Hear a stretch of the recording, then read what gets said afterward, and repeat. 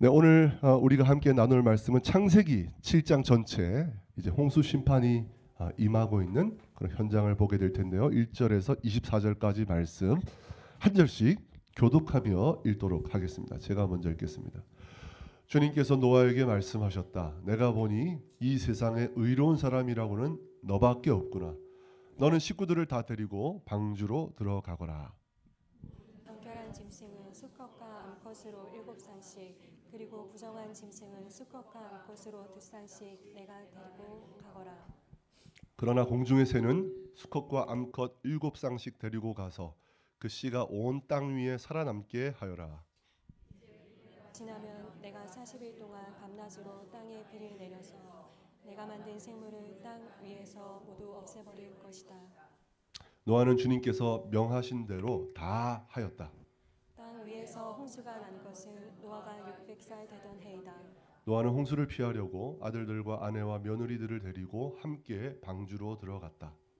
정결한 짐승과 부정한 짐승과 새와 땅 위를 기어다니는 모든 것도 하나님이 노아에게 명하신 대로 수컷과 암컷 둘씩 노아에게로 와서 방주로 들어갔다. 이래가 지나서 홍수가 땅을 뒤덮었다.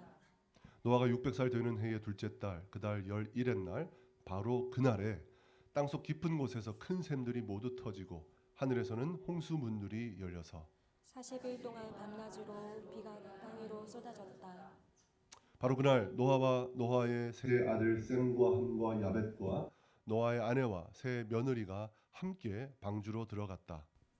그들과 함께 모든 들짐승이 그 종류대로, 모든 집짐승이 그 종류대로, 땅 위를 기어다니는 모든 길짐승이 그 종류대로, 날개 달린 모든 날짐승이 그 종류대로 방주로 들어갔다. 살과 피를 지닌 살아 숨쉬는 모든 것들이 둘씩 노아에게 와서 방주로 들어갔다. 하나님이 노아에게 명하신 대로 살과 피를 지닌 살아 숨쉬는 모든 것들의 수컷과 암컷이 짝을 지어 방주 안으로 들어갔다. 마지막으로 노아가 들어가니 주님께서 몸소 문을 닫으셨다. 땅 위에서는 홍수가 40일 동안 계속되었다. 물이 불어나서 방주가 땅에서 높이 떠올랐다. 물이 불어나서 땅에 크게 넘치니 방주가 물 위로 떠다녔다. 땅에 물이 크게 불어나서 온 하늘 아래에 있는 모든 높은 산들이 물에 잠겼다.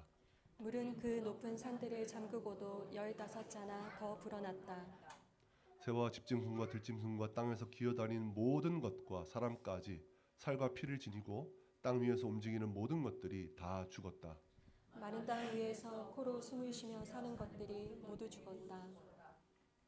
이렇게 주님께서는 땅 위에 사는 모든 생물을 없애버리셨다. 사람을 비롯하여 짐승까지, 길짐승과 공중의 새에 이르기까지 땅 위에서 모두 없애버리셨다. 다만 노아와 방주에 들어간 사람들과 짐승들만이 살아남았다. 물이 불어나서 150일 동안이나 땅을 뒤엎었다. 아멘.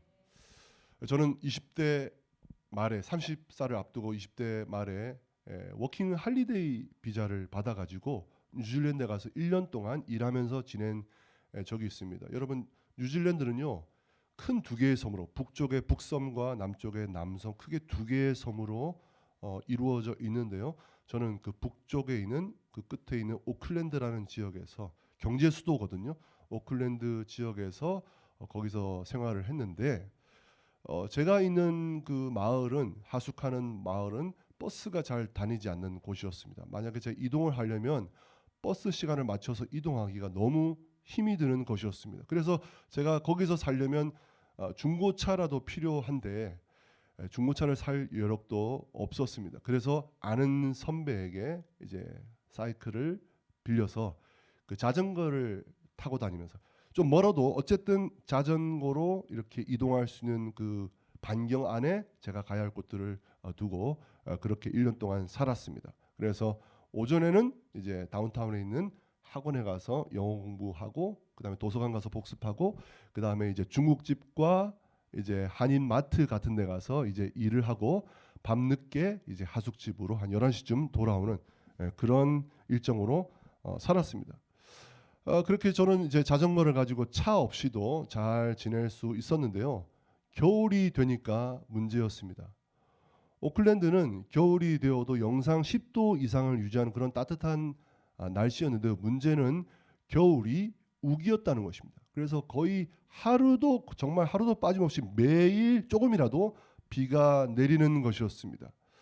어느 날 제가 학원을 가려고 집을 나섰는데 정말 억수 같은 비가 쏟아져서 중간에 제가 더 이상 나아갈 수가 없었습니다. 그래서 사람이 살지 않는 어떤 허름한 건물 처마 밑에 들어가서 비를 피할 수밖에 없었습니다.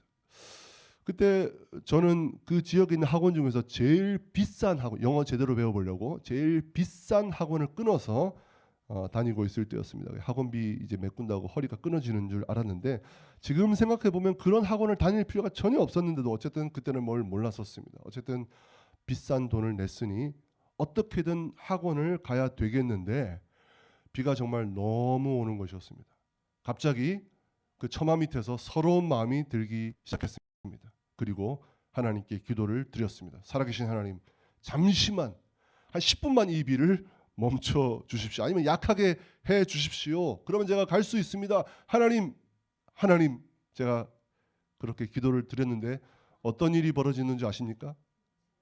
비가 더 세게, 정말 더 세게 오는 것이었다. 제가 기도가 끝나니까 서러운 마음이 하나님을 원망하는 마음으로 바뀌게 되었습니다. 그리고 그것이 이제 분노가 일어나기 시작했는데요. 그러다가 갑자기 주변에 그 뉴질랜드의 그 아름다운 엄청나게 넓은 잔디밭과 그리고 낮은 산들과 그리고 빽빽한 숲들이 제 눈에 들어오는 것이었습니다. 그리고 그것은 마치 하나님께서 저에게 이렇게 말씀하시는 것 같았습니다. 이 광활하고 아름다운 산천 초목들이 이 비를 얼마나 기다리고 있는 줄 아느냐? 너가 비가 그치기를 간절히 바라는 것보다 이 자연 만물과 동식물들이 더 간절히 이 비를 원하고 있지 않느냐? 그렇게 하나님의 음성으로 들으니까 그때부터 하나님은 저를 도와주지 않으시는 야속한 하나님이 아니라 온 세상을 먹이시고 살리시는 은혜와 자비의 하나님으로 바뀌게 되더라는 것입니다. 그리고 저는 하나님, 지금 이 비가 오는 게 맞군요. 그리고 저는 그래도 학원비가 비싸니까 그 거센 비를 맞으면서 그 거센 비를 이기기 위해서 소리를 막 치면서 소리를 치면서 학원을 향하여 열심히 페달을 밟고 학원에 도착했습니다. 당연히 평소보다 많이 늦었지요. 그리고 선생님도 이미 교실에 와서 수업을 시작한 상황이었고 저는 마치 물에 금방 나온 사람처럼 물을 뚝뚝 떨어뜨리면서 뒤쪽으로 교실 뒤쪽으로 들어갔습니다. 학생들이 놀라서 깜짝 놀라서 저를 쳐다봤고 저는 아무 일 없다는 듯이 씩 웃어주고 그 수업을 들었습니다. 그 후로도 비를 맞으며 자전거 타고 다녔죠. 한 번도 야속한 적이 없었습니다. 그리고 감사한 것은 그날만큼 비를 맞은 적은 한 번도 없었다는 것입니다. 여러분, 제 입장에서만 바라보고 생각하니까 그 거센 비는 저를 처량하고 서글프게 만들고 그리고 하나님은 왜 나를 이렇게 버려두시나 하는 마음이 들게 했지만 시각을 바꾸어서 그 상황을 다시 바라보니 하나님은 온 땅에 필요한 비를 흡족하게 내려주시는 은혜의 하나님, 자비와 사랑의 하나님이셨다는 것입니다. 이처럼 우리가 다른 눈으로 상황을 바라보게 될 때 혹은 우리 눈에 보이는 그 측면 말고 다른 측면들을 우리가 보게 될 때에 우리는 그 상황을 제대로 받아들이고 제대로 이해할 수 있는 능력을 얻게 된다는 것입니다. 오늘 창세기 7장에서는 무서운 홍수 심판이 일어나고 있죠. 그 홍수가 온 세상을 뒤덮어버렸고 땅과 뿐만 아니라 하늘의 모든 생명체들까지 다 몰살을 당해버렸습니다. 그날. 하지만 그럼에도 오늘 본문은 심판이 아니라 하나님의 구원에 관한 이야기라는 것입니다. 분명히 심판이 임하고 있지만 그럼에도 이 세상을 포기하지 아니하시고 구원을 이루어 가시는 하나님이 중심 주제인 것입니다. 그래서 우리가 아까 읽은 본문을 잘 보시면 노아와 가족들과 짐승들이 방주로 들어가는 내용이 몇 번 기록되고 있습니까? 3번이나 반복해서 기록되고 있습니다. 그리고 그 내용은 1절부터 16절까지 1에서부터 16절까지 그 내용을 다루고 있습니다. 반면에 홍수가 일어나서 온 세상을 뒤엎고 생명체들이 죽어나가는 그 내용은 17절부터 24절까지 기록되어 있습니다. 전체 본문에서 3분의 2가 방주로 들어가는 내용을 반복해서 기록하고 있고요. 3분의 1의 내용이 세상 심판하는 내용을 기록하고 있습니다. 방주로 들어가 구원받는 내용이 홍수 때문에 죽고 있는 심판의 내용보다 2배 더 나오고 있는 것입니다. 그러면 창세기 7장은 지금 어디에 포커스가 맞추어져 있는 것입니까? 심판입니까? 구원입니까? 무시무시한 심판이 내려지고 있지만 반드시 방주로 들어가서 너희들 구원받아야 돼. 그런 하나님의 간절한 호소가 중심되어 울려 퍼지고 있는 것입니다. 그러므로 하나님은 심판의 하나님이시지만 그러나 하나님의 관심과 목적과 열정은 구원하시는 일에 더 집중되어 계시는 진정한 구원의 하나님이시라는 것입니다. 그리고 우리는 이 구원의 하나님을 향하여서 우리는 어떻게 응답해야 되는가? 바로 그것이 오늘 본문의 주제인 것입니다. 오늘날 대부분의 현대인들은 아무리 삶이 힘들어졌고 어려워졌어도 그래도 우리가 옛날 사람들보다 훨씬 더 나은 삶을 살아가고 있지, 그렇게 믿고 그렇게 확신하며 살아가고 있습니다. 하지만 다른 측면에서 보면요, 꼭 그렇지만도 않다는 것입니다. 왜냐하면 우리들은 노아 당시보다 더 심각한 상황 속에 살아가고 있기 때문입니다. 그리고 노아 당시의 홍수 심판과는 비교도 할 수 없는 진짜 무서운 심판이 점점 우리에게 가까이 다가오고 있기 때문입니다. 마태복음 24장 29절에서 30절 말씀 함께 읽겠습니다. 시작. 그 환난의 날들이 지난 뒤에 곧 해는 어두워지고 달은 그 빛을 잃고 별들은 하늘에서 떨어지고 하늘의 세력들은 흔들릴 것이다. 그때 인자가 올 징조가 하늘에서 나타날 터인데 그때에는 땅에 있는 모든 민족이 가슴을 치며 인자가 큰 권능과 영광에 쌓여 하늘 구름을 타고 오는 것을 보게 될 것이다. 온 세상이 흔들리고 사람들은 그제서 땅을 치는데 인자는 권능과 영광에 휩싸여 구름을 타고 오신다고 되어 있습니다. 사랑하는 성도 여러분, 홍수 심판도 무섭고 두려운 것이었지만 우리 하나님께서 역사의 마지막에 내리실 최후의 심판에 비하면 그것은 아무것도 아니라는 것입니다. 그날은 육체의 생명을 없애버리는 것에 그치지 않고 사람의 영혼과 육체 전부를 영원한 형벌로 심판하시는 날이기 때문입니다. 결국 오늘 본문에서 홍수 심판은 무슨 의미인가요? 역사의 마지막에 있게 될 최후의 심판에 대한 경고로서 주어지고 있는 심판인 것입니다. 하나님께서 말씀하셨고 그 말씀대로 홍수가 일어났습니다. 마찬가지로 최후의 심판도 말씀하신 대로 반드시 오고야 만다는 것입니다. 그리고 이 심판의 사실을 통해서 우리는 무엇을 배웁니까? 하나님은 절대 거룩하신 분이라는 것입니다. 죄를 모른 채 하실 수 없고 반드시 그 죄를 벌하고 심판하셔야 하는 거룩한 심판의 주님이라는 것입니다. 그리고 그 심판을 통하여 우리의 생사 여부를 결정하실 수 있는, 빼앗으실 수 있는 유일한 이 세상의 절대 주권자라는 것입니다. 온 우주에서 선과 악을 결정하실 수 있는 유일한 분이 하나님이시라는 것입니다. 그러므로 이러한 하나님은 그 존재 자체만으로 오직 우리의 경배와 우리의 두려움의 대상이 되실 수밖에 없다는 것입니다. 하지만 이 하나님을 향하여 사람들은 어떻게 반응하느냐? 예수님께서 이렇게 예언하셨죠. 마태복음 24장 37절에서 39절 말씀 읽습니다. 시작. 때와 같이 이 인자가 올 때에도 그러할 것이다. 홍수 이전 시대에 노아가 방주에 들어가는 날까지 사람들은 먹고 마시고 장가가고 시집가며 지냈다. 홍수가 나서 그들을 모두 휩쓸어 가기까지 그들은 아무것도 알지 못하였다. 인자가 올 때에도 그러할 것이다. 먹고 마시고 장가가고 시집가는 것, 이게 뭐가 잘못됐습니까?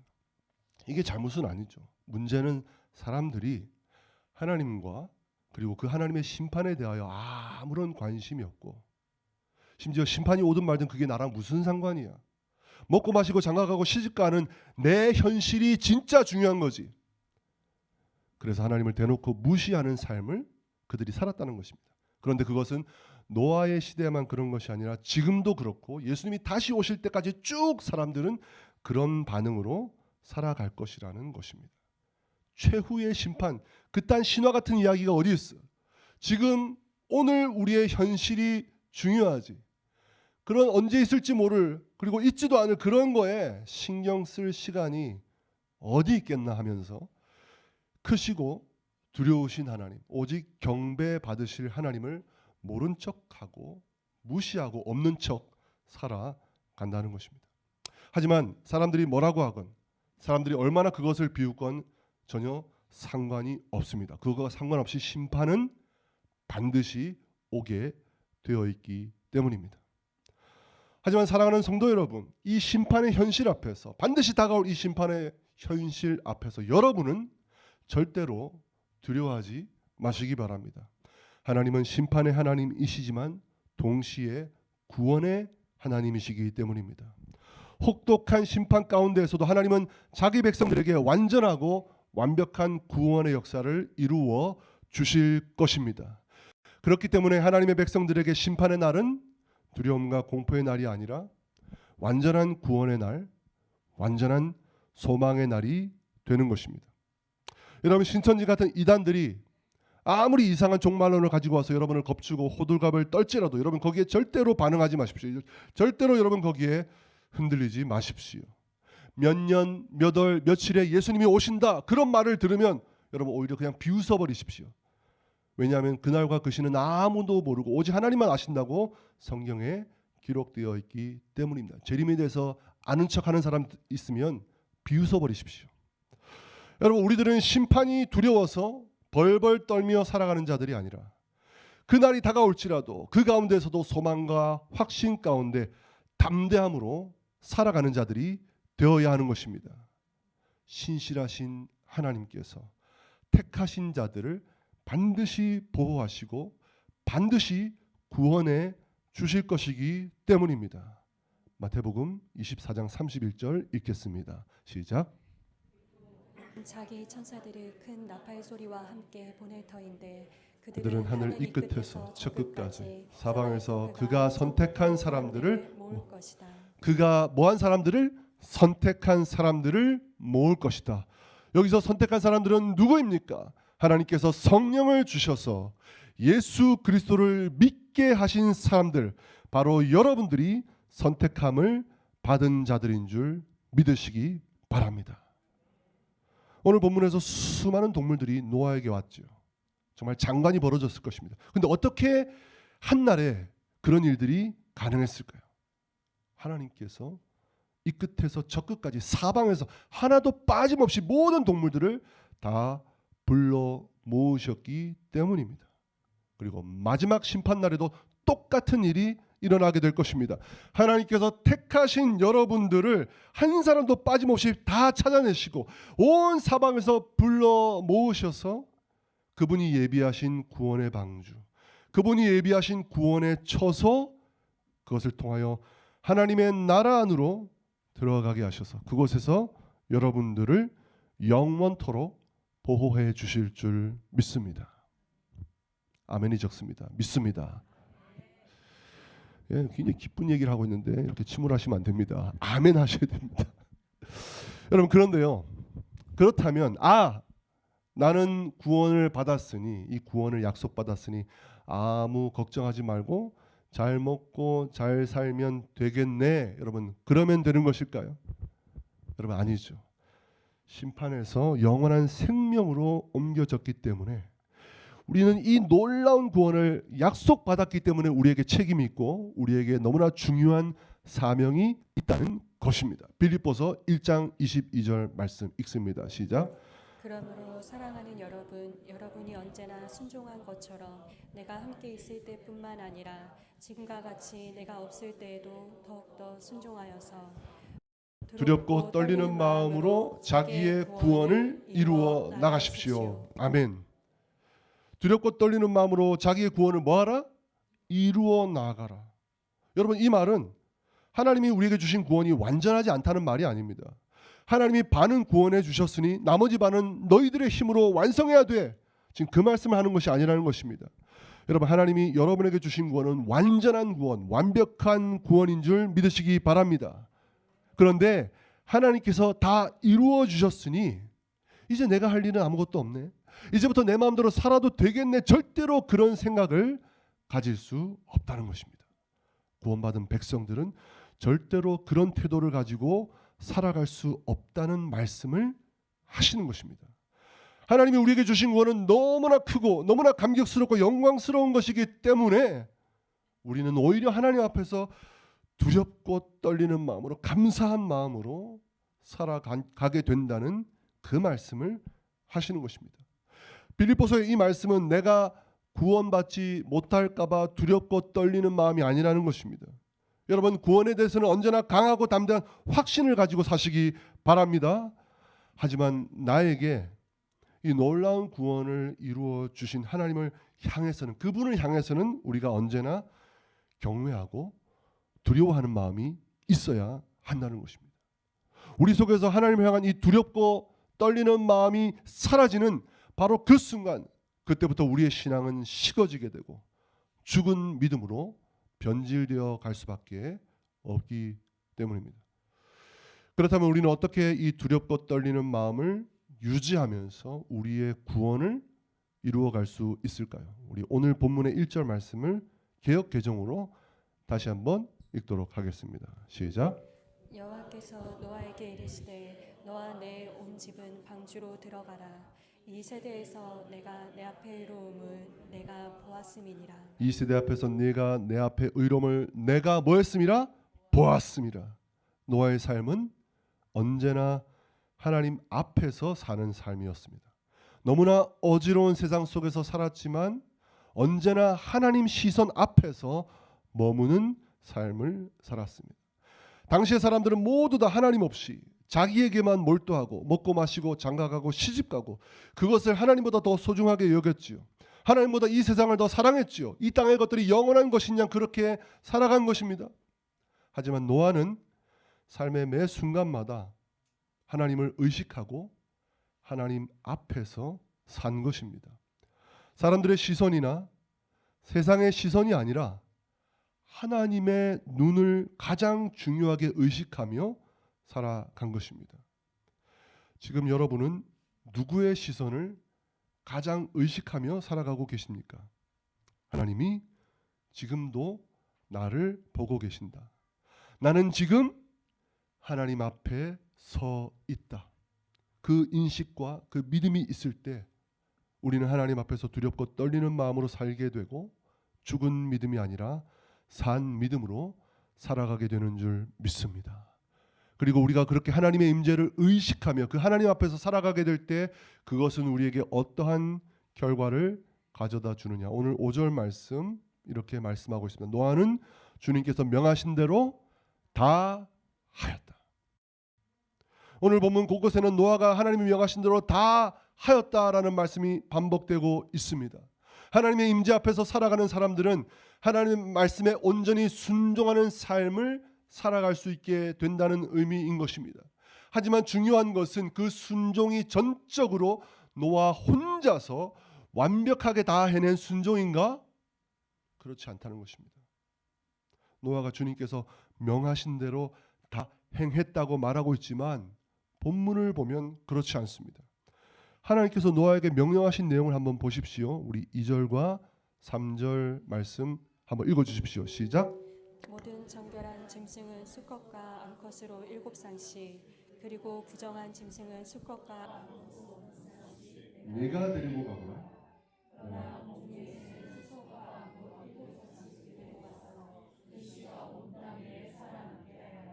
이 동물들을 네가 데리고 가거라. 그렇게 말씀하고 있습니다.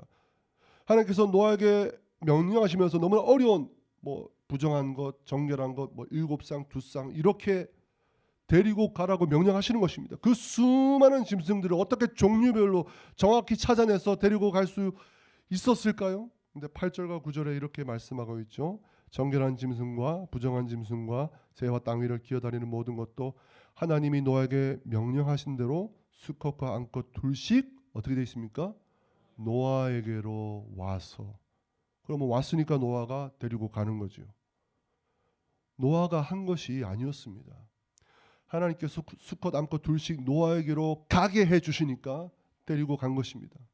하나님께서 역사하셨기 때문에 노아가 순종할 수 있었던 것입니다. 그런데도 하나님은 그것을 다 노아의 순종으로 돌리고 있는 것입니다. 우리가 하나님을 경외하며 하나님만을 두렵고 떨리는 마음으로 그 앞에서 살아갈 때 하나님은 우리에게 순종과 믿음의 힘, 믿음의 능력을 우리에게 주실 줄 믿습니다. 이 세상을 내 힘이 아니라 주님의 힘과 능력으로 살아가게 해 주신다는 것입니다. 그런데 하나님은 그 모든 것을 여러분의 순종으로 인정해 주실 것입니다. 이제 말씀을 맺겠습니다. 무서운 심판을 목전에 두고 살아가고 있는 우리들은 이제 어떻게 살아가야 될까요? 무서운 심판이 다가오고 있는데, 홍수보다 더 무서운 심판이 다가오고 있는데 우리는 어떻게 해야 될까요? 그럴수록 더 구원의 하나님께, 그분께 더 집중하고 그분만을 경외하며 그분 앞에서 살아가야 된다는 것입니다. 그러기 위해서는 사람들의 시선을 여러분 너무 신경 쓰지 마십시오. 지금 세상 사람들이 무엇을 중요하게 여기고 어디로 가고 어떻게 살아가는지 그것에 대해서 너무 마음 뺏기지 마십시오. 남들은 저만치 가 있는데 나는 지금 뭐 하고 있는가? 그런 생각도 내려놓으십시오. 묵묵히 오직 하나님의 임재 앞에서 살아가시기 바랍니다. 그리고 여러분이 드릴 수 있는 작은 순종을 하나님께 드리십시오. 그렇게 할 때 하나님은 더 큰 믿음과 더 큰 순종의 능력을 여러분에게 주실 것입니다. 심판이 점점 다가오고 있지만 여러분을 완전하게 지켜주시고 여러분에게 주신 구원을 마지막 날에 완성해 주실 것입니다. 그러므로 주님 앞에서 주님만을 의식하고 주님만을 경배하고 주님만을 경외하며 살아가시는 여러분 모두가 되시기를 주님의 이름으로 축원드립니다. 끝난 줄 알았죠? 한 가지 더 말씀이 있는데요. 여러분 말씀을 정말로 마무리하기 전에 마지막으로 꼭 기억해야 할 것이 하나 더 있습니다. 여러분 오늘 본문에서 하나님은 그냥 방주로 들어가라고 하지 않으셨죠. 너의 가족들을 다 데리고 들어가라. 이런 짐승과 저런 짐승들을 함께 데리고 들어가라. 같이 들어가라 명령하신다는 것입니다. 무슨 말입니까? 구원은 나 혼자 받는 것에서 그칠 수 없다는 것이죠. 여러분 구원받은 백성들의 표지는 무엇일까요? 그 사람을 보면 저 사람은 구원받은 사람이구나 우리가 무엇을 통해서 확인할 수 있을까요? 바로 함께 구원받기를 힘쓰는 사람들, 바로 그 사람들이야말로 참 구원받은 사람들, 참 믿음과 순종의 사람들이라는 것입니다. 그러므로 함께 데리고 가기를 힘쓰십시오. 사람들이 매몰차게 거절해도 왜 내 삶에 전도의 열매가 없을까 낙심하지 마십시오. 노아도 자기 가족들 말고는 아무도 못 데리고 들어갔어요. 하지만 결과는 우리의 책임이 아닙니다. 그냥 우리는 순종만 하면 되는 것입니다. 그러니 두려워하지 마시고 담대하게 교회 가자고, 하나님께 나가야 된다고, 우리 같이 구원받자고, 그렇게 함께 나아가 힘쓰고 노력하는 그런 여러분 되시기 바랍니다. 우리가 그렇게 함께 구원받기를 힘쓸 때 거기에 우리의 구원이 있고 우리의 믿음이 있고 우리의 순종이 있는 줄 믿습니다. 결과는 우리 하나님께 맡겨드리고 순종하는 여러분 되시기 바랍니다. 그러므로 심판의 현실 앞에서 구원하시는 하나님만을 붙잡고 여러분의 가족들, 이웃들, 친척들, 친구들을 함께 우리 주님 앞으로 데려가기 위하여 힘쓰시는, 그리고 기도하시는 여러분 되시기를 우리 주님의 이름으로 축원드립니다.